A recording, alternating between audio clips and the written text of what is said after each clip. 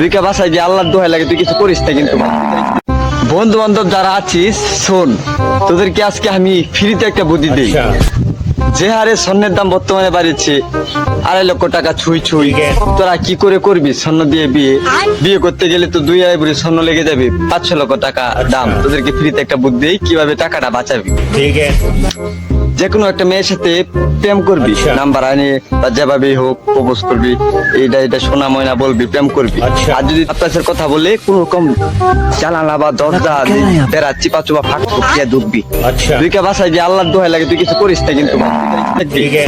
এলাকার লোকজন যদি খোঁজ পায়, তারপর তোরে পেতানি দিবে। পেতানি দিলেও সমস্যা নাই, তুই কিছু মাইন্ড করবি না, পেতানি সহ্য করে দিবি।